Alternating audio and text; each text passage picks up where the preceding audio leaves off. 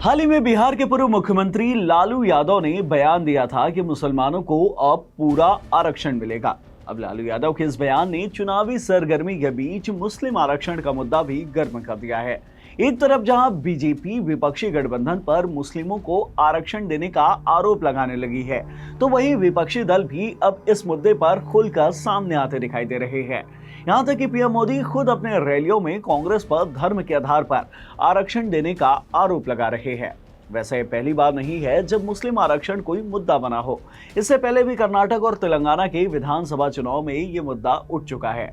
एक रैली में खुद अमित शाह ये कह चुके हैं कि मुसलमानों को आरक्षण देना संविधान के खिलाफ है। ऐसे में जानते हैं कि मुस्लिम आरक्षण को लेकर हमारा संविधान क्या कहता है और इसमें क्या कुछ व्यवस्था है। क्या भारत के किसी राज्य में मुसलमानों को आरक्षण मिलता है? और क्या जो धर्म बदल कर मुसलमान बन जाते हैं वो भी इस आरक्षण के पात्र होते हैं? जानते हैं इस वीडियो में। Hello everyone, I am Himanshu and you are watching Uncut. देखिए, केंद्र और राज्य स्तर पर मुस्लिमों की कई जातियों को ओबीसी आरक्षण दिया जाता है। एक रिपोर्ट के मुताबिक अभी मुस्लिमों की 36 जातियों को केंद्रीय स्तर पर ओबीसी आरक्षण दिया जाता है। इसके लिए भारत के संविधान के अनुच्छेद 16(4) में व्यवस्था की गई है, जिसके मुताबिक अगर सरकार को लगता है कि नागरिकों का कोई वर्ग पिछड़ा है तो नौकरियों में उनके सही प्रतिनिधित्व के लिए आरक्षण दे सकती है। रिपोर्ट के मुताबिक केंद्र की ओबीसी लिस्ट में कैटेगरी 1 और 2A में मुसलमानों की 36 जातियों को शामिल किया गया है। हालांकि जिन परिवारों की सालाना कमाई 8 लाख से ज्यादा है उन्हें क्रीमी लेयर माना जाता है और उन्हें आरक्षण नहीं मिलता, भले ही वो फिर जाति पिछड़ा वर्ग में ही क्यों ना आती हो। अब ये तो हो गई नियम कानून की बात, लेकिन इसकी शुरुआत कहां से हुई तो आपको बता दें। कई सरकारी रिपोर्ट्स हैं जिसमें कहा गया है कि मुसलमान सामाजिक, शैक्षणिक और आर्थिक रूप से पिछड़े हुए हैं। साल 2006 में सच्चर कमेटी की रिपोर्ट में कहा गया था कि मुसलमान समुदाय हिंदू ओबीसी से पिछड़ा हुआ है। सच्चर कमेटी ने कहा था कि हिंदू पिछड़ों और दलितों को आरक्षण का लाभ मिल रहा है, लेकिन मुसलमानों को ये नहीं मिल पा रहा है। जबकि इससे पहले मंडल आयोग ने भी 82 सामाजिक वर्गों की पहचान की थी, जिसे उसने पिछड़ा मुसलमान माना था। साल 2009 में रिटायर्ड जस्टिस रंगनाथ मिश्रा की कमेटी ने भी मुस्लिम आरक्षण की वकालत की थी।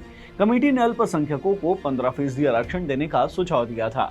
इनमें से मुसलमानों के लिए 10% और बाकी अल्पसंख्यकों के लिए 5% आरक्षण की सिफारिश की गई थी। अब आपको बताते हैं कि भारत के किन किन राज्यों में मुसलमानों को आरक्षण मिल रहा है। इसमें सबसे पहला राज्य है केरल। यहाँ ओबीसी को 30% आरक्षण दिया जाता है और इसी के अंदर ही कुछ कोटा मुसलमानों के लिए भी आरक्षित है। यहाँ मुसलमानों को नौकरियों में 8% और हायर एजुकेशन में 10% का कोटा तय किया गया है। दूसरा राज्य है तमिलनाडु। यहाँ के पिछड़े वर्ग के मुसलमानों को 3.5% आरक्षण दिया जाता है।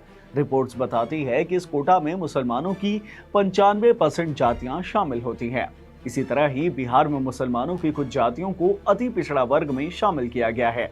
अति पिछड़ा वर्ग में शामिल जातियों और उप जातियों को 18% आरक्षण दिया जाता है। पिछले साल हुए बिहार के जातिगत सर्वे में 73% मुसलमानों को पिछड़ा वर्ग माना गया था।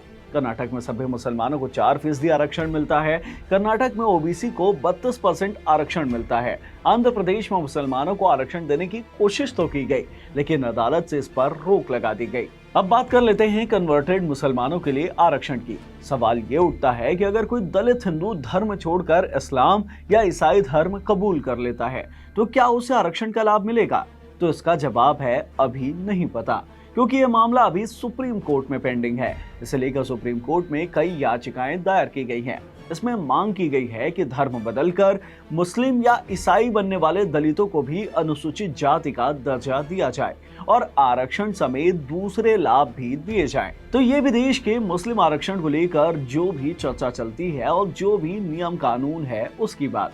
कुछ मामले अभी कोर्ट में पेंडिंग है और इसे लेकर जमकर राजनीति चलती रहती है। कुछ इसके विरोध में है और कुछ इसे सही मानते हैं और इसका सपोर्ट भी करते हैं। और राजनेता चुनाव के दौरान इस मुद्दे से राजनीति करते हैं। मुस्लिम आरक्षण और इसे लेकर सुप्रीम कोर्ट में चल रही सुनवाई पर जो भी अपडेट सामने आएंगे वो हम आपको देते रहेंगे। तब तक के लिए मुझे इजाजत दीजिए और अगर इस वीडियो से मिली नॉलेज आपको पसंद आई हो तो इसे लाइक कीजिए, शेयर कीजिए, साथ ही हमारे चैनल अनकट को जरूर सब्सक्राइब कीजिए। धन्यवाद।